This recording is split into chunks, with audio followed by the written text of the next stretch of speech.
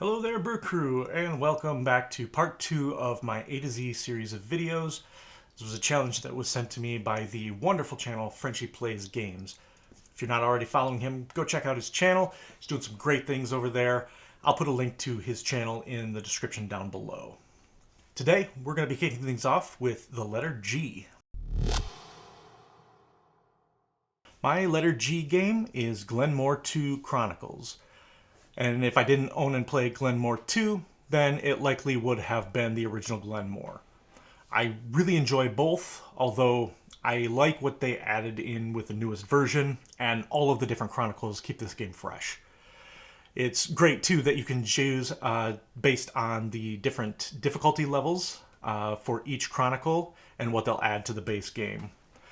I actually still own both Glenmore 2 and the original because when we were relatively new to the hobby, I learned about this game and thought it looked like one that I'd really love.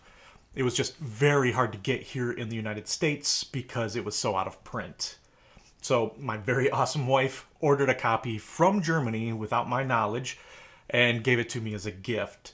So even though I'll typically choose to play Chronicles, that original German edition is never going to be leaving my collection. Choosing my H game was a little tough because I have several games that start with H that all rate pretty similarly for me. But if I were to take into account the number of plays of each of those games, then I have to go with Hero Realms. Hero Realms shares a lot in common with the equally excellent deck builder Star Realms. What I like about Hero Realms, though, is when I started playing it, at least, the fact that you can vary your starting cards based on the class that you choose to play. So, for example, the fighter will have a different set of starting hand cards from the wizard, who has a different hand than the rogue. It's a great two-player head-to-head deck building game, but there are also expansions out there that will let you play it cooperatively. Which is also a lot of fun and quite challenging. There's also an excellent app out there for Hero Realms now, and I definitely recommend giving that a try. The game I chose for I is Inis, the Celtic-themed area control game.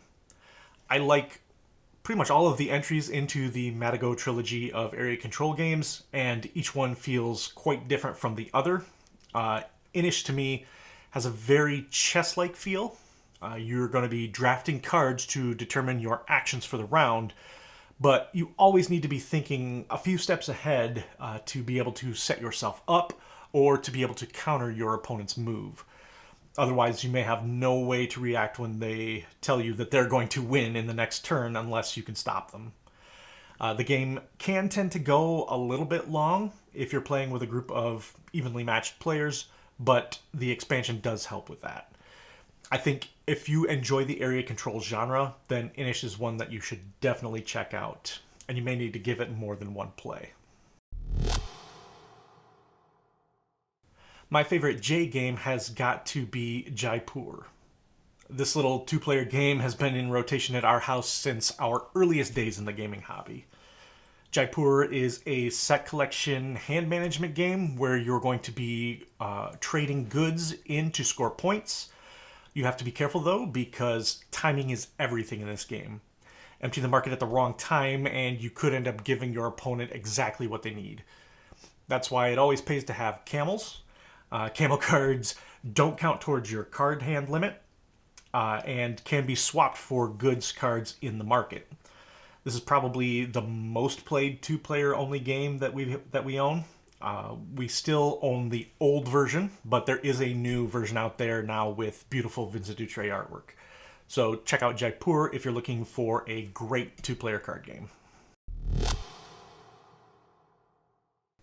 For K, I've actually chosen my second game in the Matagot Area Control trilogy, and that's Kemet, or now Kemet Blood and Sand. This is a fantastic, aggressive area control game that really requires you to go after your opponents. You really can't play this game defensively. You need to get out on the attack. The most interesting about this game for me, though, are the power tiles. You'll acquire these tiles over the course of the game, and they will give you special abilities or powerful monsters that you can add to your ranks.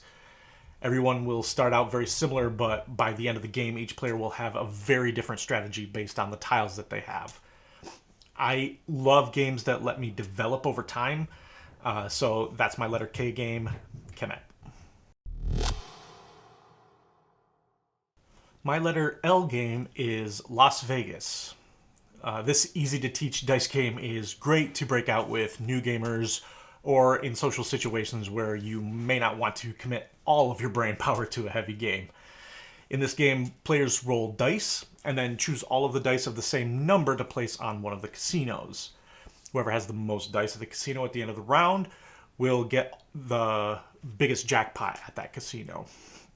There is some, but not much strategy involved in choosing which dice to place where, but the fun of this game really comes in figuring out what to do with what you happen to roll.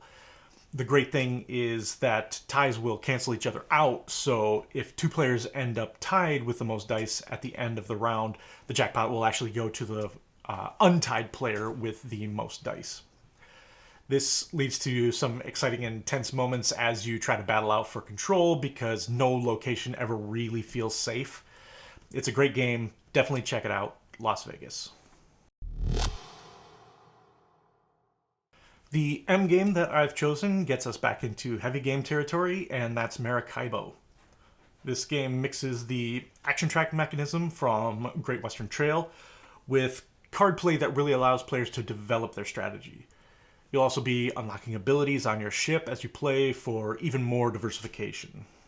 One of the main differences between Maracaibo and Great Western Trail, besides the theme obviously, is that once a player reaches the end of the track, all players will be called back to the beginning. That means that you really can't slow play if you want to get to any of the later spaces. Keeps the game moving forward and adds quite a bit of tension when you are worried that you'll whether or not you'll be able to make it to that action space you wanted to get to before the round ends. I'd say if you like Great Western Trail and have not yet tried Maracaibo, definitely give it a look. All right, everybody, that's it for this second installment of my A to Z games list. Let me know what your favorite games are with the letters G through M. And until next time, let's get another round for the table.